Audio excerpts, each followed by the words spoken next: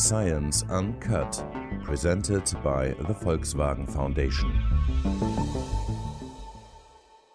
When Wiebke Arndt asked me to report about our experience regarding the return of human remains from our collection to the Maori community through the official representatives from the Te Papa Museum in New Zealand, May of this year, I thought it could be of interest to contrast this experience with another initiative started in Vienna 5 years ago that we had coined the Benin Dialogue. With the confrontation of these two sets of experiences, I would like to highlight, first of all, the differences in how we deal with sensitive heritage when it concerns so-called human remains, and on the other hand, highly valid works of art. It further shows that we and also our colleagues and partners in the respective originating countries and communities lack adequate operational and legal frameworks and tools to move ahead and find mutually acceptable solutions. So the two examples mark on the one hand a stage in which both sides had found and agreed upon a satisfying approach, whereas the second experience refers to a battlefield of emotions and politics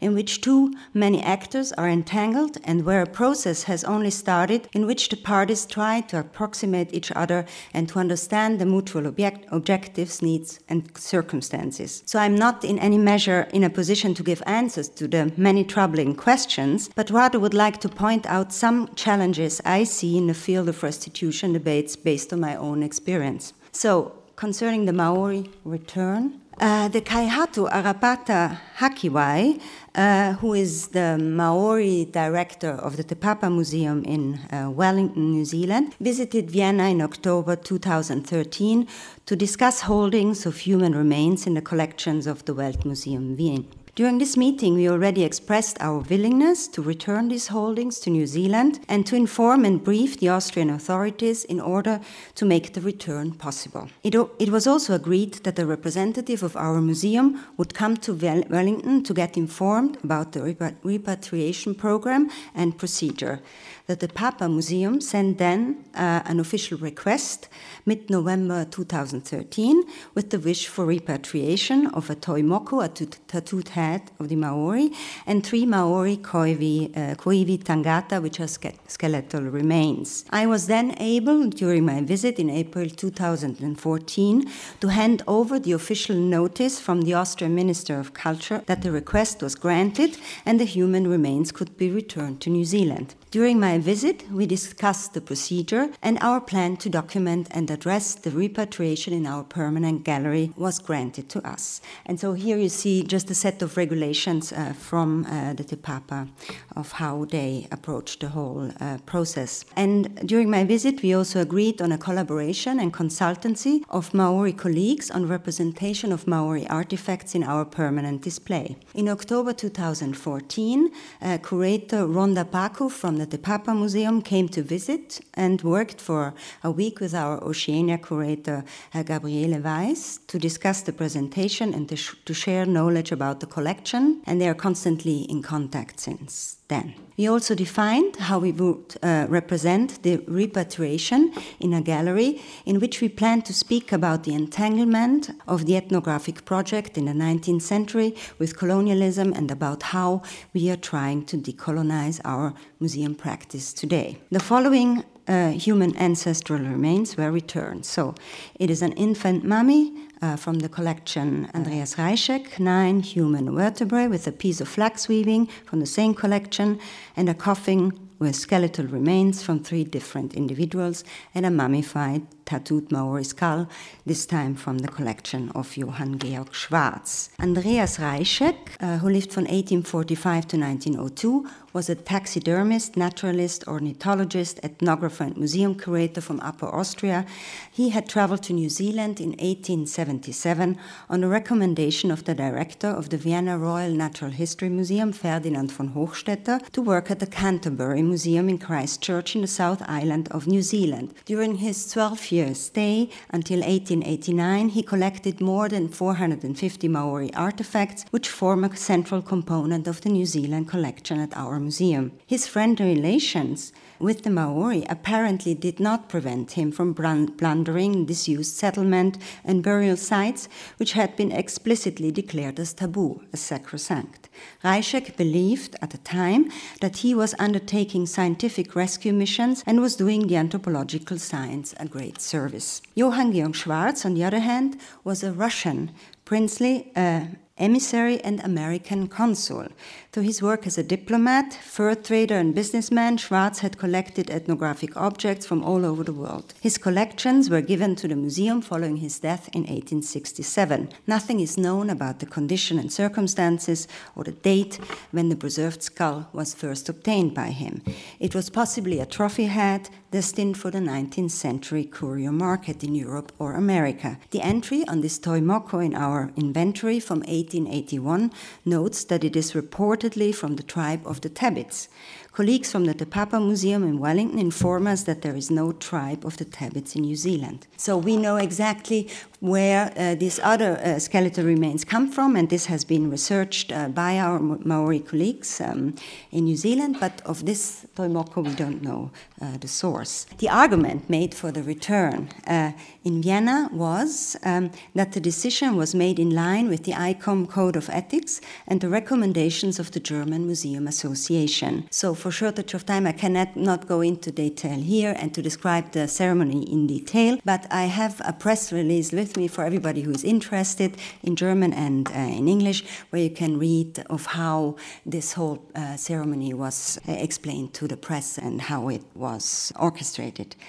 The ceremony took place on May 20 this year, and there are some images here. It was a very serene ceremony. It took place in two parts. One private ceremony in which the Maori representatives and only a core of our staff that was involved in this return participated. It was a very emotional event. And then a public ceremony to also which also the Minister of Culture attended, and Ambassador of New Zealand, and the General Director of our museum, with speeches and songs and where everybody dressed, and it was a very impressive ceremony. Interesting to note is that repatriation has already happened in 1985. And this then was a very discreet repatriation from Austria to New Zealand, and it had taken place as a result of several years of negotiations between the New Zealand government, including representatives of the then Maori Queen, the Austrian federal government, and the Vienna Museum of Ethnology. It concerned at the time the ancestral remains of the 17th century chief Tupahau, which also came from the same collection, Andreas Reischek. Reischek had stolen Tupahau's mummy together with the infant mummy that we have returned now from a limestone cave in North Island of New Zealand in 1882. And the infant mummy at the time, in 1985, could not be located, but turned up in 2004 as a permanent loan to the pathological collection in Vienna, and was returned to our museum in 2004. And so that's why it was returned only now. And it's very interesting, and it shows how we behave in these concerns has changed since the 80s, because at the time, the then still called Völkerkunde Museum in Vienna insisted on an official version declaring the repatriation as an exchange against a Maori work of art given by the New Zealand authorities because they feared this case to make a precedent. And at the time, the Maori complied with this wish in order to make the return happen, although they didn't absolutely like the idea. And here I just show a news report on the event and the mask that has been given in exchange to our museum. So this whole story about the return we did this year, and about this former return in 1985, and about our collaboration with our Maori colleagues will be told in a respective section mentioned before in our permanent gallery, in which we want to talk about the entanglement of our museum with colonialization, and it's called, the working title is Shadows of Colonialism. And there we will have a short documentation of of the return ceremonies, but also statements by Maori representatives. And this is a visualization of this planned gallery, in which other section will speak about other stories connected with colonialism in our museum. But I can't go into detail here about that. But I want to show you just the statements that I cut for this presentation, but something similar will be shown in this section. It's fantastic that the government and we stand alongside Maori The section tribes is called "Where Do the Ancestors Belong?" Of returning our ancestors home. They've been on many journeys throughout the world, and the role that we play there really is to work with overseas museums, building relationships, and then working with them to corroborate information and sources and so forth, with the aim there of, through mutual consent, to for a decision which will happen very, very soon, to return our ancestors home. You know, in America and in most nations where you've got significant treasures that relate to our history and our sense of who we are as a people. To me, that's important, not in the sense of physical repatriation, but in the sense that these treasures were made by our ancestors, or they remembered important parts of our history. So I think the reconnection with their descendants today, and we see that today there too with language revitalisation, the emphasis on culture. Many Māori are saying, you know, where are our treasures, you know?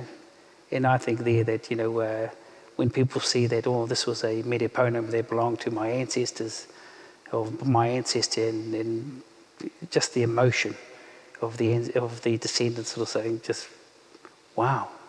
You know, it's in St. Petersburg, or it's in the Field Museum in Chicago, or it's in Pitt Rivers and Oxford University, and the list goes on and on.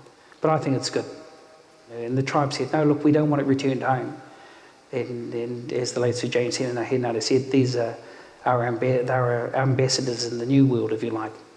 And wherever our people go, we know that a certain part of our cultural history is over there.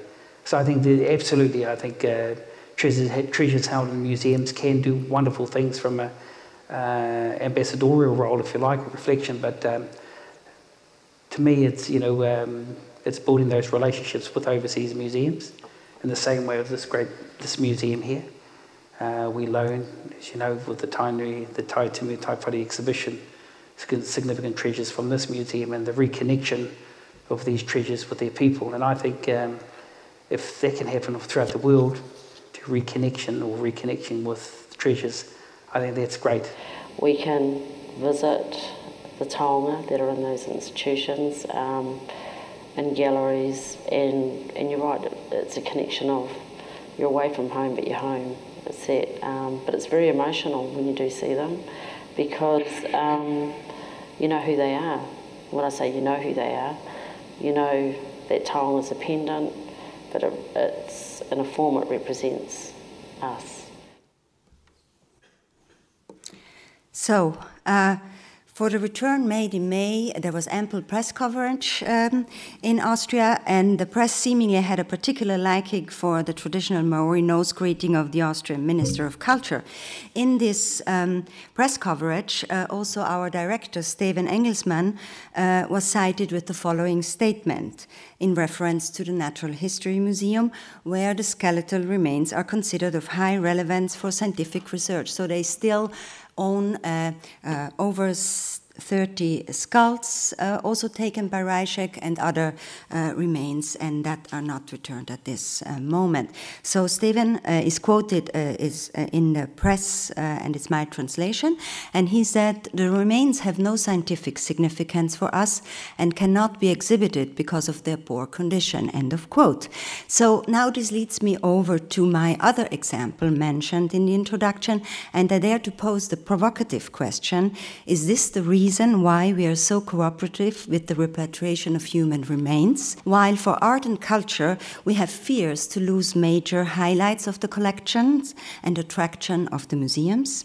Or is it rather more because we have, in this case, clear guidelines and regulations, for instance, those issued by the entities like the German Museums Association, the Deutsche Museumsbund? So now my second example, and I try to hurry up.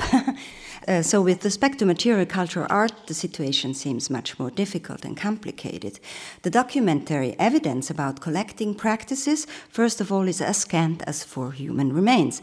But there also are some obvious cases where the facts seem to be clear and documented, but still no examples are known to me that anything from a public collection has been returned based on bilateral agreement or for ethical reasons compliant with ICOM's rules of ethical conduct. The case I refer to are the royal Benin treasures dispersed worldwide after the occupation of the Benin capital by British forces in 1897. In 2010, the Weltmuseum Wien and the National Commission for Museums and Monuments of Nigeria initiated an open dialogue on the accessibility of the art treasures of the Benin Kingdom for the Nigerian public. In the previous years, several European museums, like the British Museum or also our museum, had started programs with the aim of sharing the joint heritage to support African partner museums. In this process, a very good climate of collaboration had grown, and we felt it was time to start a dialogue on sensible issues that concern both sides, where also claims for returns could be openly discussed. Our view was that we could move ahead and find mutually acceptable avenues to deal with this shared difficult legacy.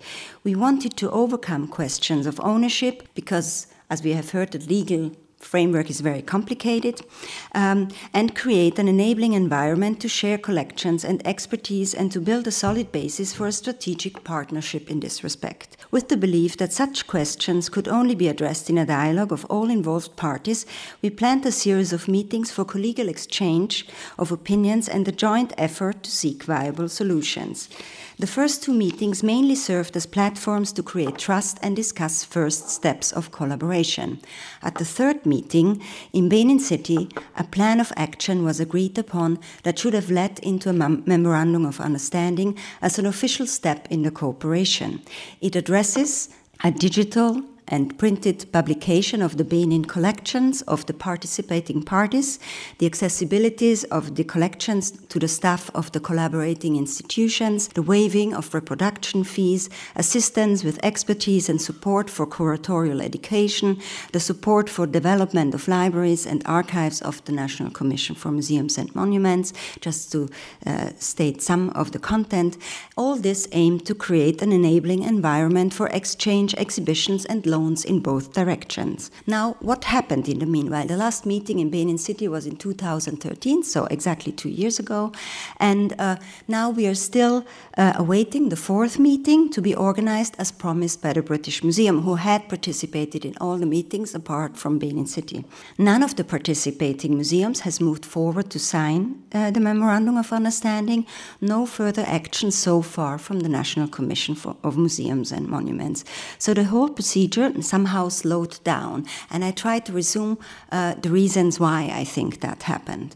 So first of all, and these are just some thoughts in no systematic order, nobody is really in charge to move things ahead. The actors in the participant museums and in Nigeria have changed, and there is no imminent need felt to act. Another point is that on the European side, there is a sort of competition and suspicion between institutions and the respective curators and scholars, also on the fact of the leadership and of the dialogue initiatives and a missing culture of collaboration. And there you have different legal and organizational frameworks and levels of decisions making. On the other hand, there are conflicts and divergent objectives between the constituents in Nigeria, the national institutions, politicians, and the affected local community. And also in the case of the local community, you have again divergent objectives of the Edo state representative, particularly the government of the state, and the royal family. The often declared aim and proposal for long-term loans from our side and sharing envisioned by us, the European curators, does not seem to be realistic, as in fact it is obstructed by conservational and facility standards asked from the European side that African or Nigerian institutions cannot comply with at the moment, and probably also not in the near future. So what to do about that. The digital access is an important first step to make the collections online available, but cannot substitute the real tangible thing. There is also a lack of interest on the level of governance in European institutions, one has the feeling, because it's not considered a pressing issue. People who decide are not participating in the dialogue. Could this be understood as a missing respect or a lacking serious intention for reconciliation on the European side? Hierarchical level of participants in the meetings do not correspond. For instance, in Benin City, the European side was represented by curators, and on the Nigerian side, there was the Minister of Culture, the Director General, a representative of the local government, the king and his envoy. On the other hand, the Nigerian counterpart so far has not taken any strategic and sustaining measures to clarify internal disagreements or to pursue or define a concrete, realistic plan to deal with the issue. Also, the agitators for restitution mostly reside in Europe and act not in compliance or contact with respective African institutions and communities, or have insight into the local complex situations or objectives, priorities. So there is a certain paternalistic stance also from that side. The attitude and stance of European ethnography and world culture museums to see the originating communities as main interlocutors and rightful partners, while in most cases the nation state is the legal and responsible representative. How to deal with this if objectives don't converge? Ethnographic museums still use this discrepancy often as a pretext or a pretense not to have to act or respond to requests. So, and finally, as we have heard already this morning in the initial paper, there is no legal framework in place and no set of regulation. And so my final question is, I think I don't have to comment on the two examples because it's obvious that the approaches are very different, and I think there is need to act. I think talking is very important, and our meetings and the dialogue has built a real good base for all of us to understand what the other parties need and feel. And so so that is the plan of action, but I forgot to show you this picture. That's how it was reported in Nigeria. So it shows that there is a lot of friction, a lot of emotions involved, and if we not speak to each other, we can't move forward. And so I think the whole procedure is a very important step for future collaboration, but we also need real deeds and not just symbolic gestures. Thank you very much.